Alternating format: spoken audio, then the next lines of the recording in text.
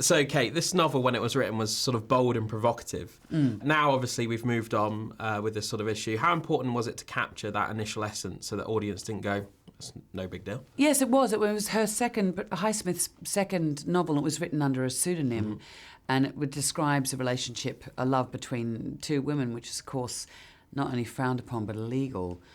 I think when you fall in love for the first time, it's dangerous and it's volcanic. And I think Todd, being such an outsider and, having celebrated by, queer cinema around the world, he was the perfect person to make it. And only he could have made a film about two women falling in love where you sort of forget their gender.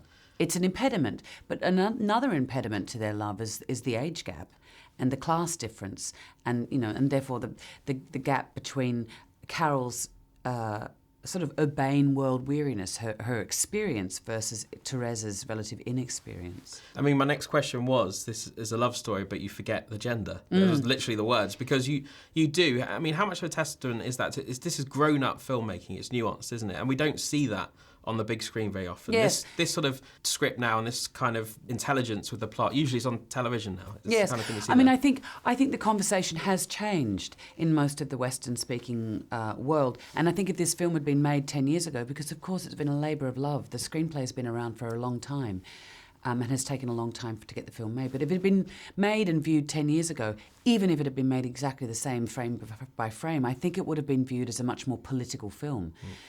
But, of course, we did a press conference and people from China were saying, it would be a difficult film for people to see there. I mean, in many parts of Africa, this film will not be seen. In Russia, this film perhaps will not be seen.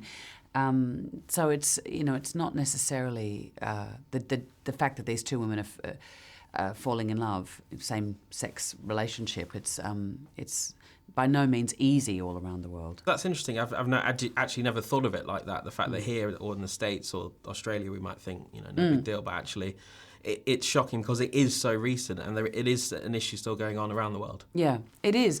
But I do think that Todd has made a film about falling in love. You do. Their gender's a very big part of it, but it's not all of the film. Is that why Carol was such a great part to play as well? The fact that she's so composed on the outside and so self-assured and looks so glam, but inside Highsmith is a gift for an actor, because Highsmith understands absolutely that every adult has a secret, and secrets are great things to play with because they give you a great interior life. As an actor. This has been the year of talking about gender equality. Are you bored of it? Are you bored of talking about it? The fact that, at the cinema at the moment we've got Suffragette, we've got Carol, we've got Brooklyn, we've got Sicario. Yes. We've got all these great female-led films. Are good parts out there? You seem to find them, other actresses seem to find them. It's about finding people that you can work with where it doesn't become the point of the film. I think it's up to the media to change the conversation, frankly, to change the language. The work is there, the talent is there. It has been for decades, for centuries. It's about changing the discourse around it. But it's not just the film industry. It's across all industries.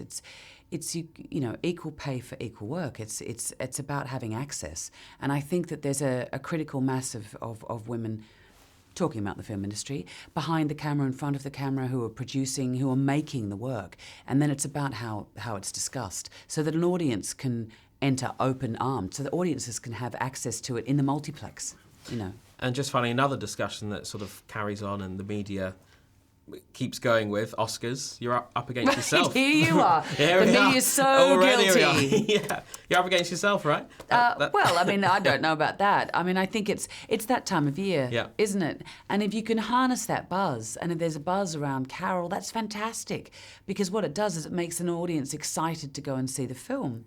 And that's why we all do it. And the rest is, of course it's great to be recognised by your peers, but it's certainly not why you go into it. But if you're made to one is made to feel disingenuous if you actually say that, No, I believe. But it's true. Yeah.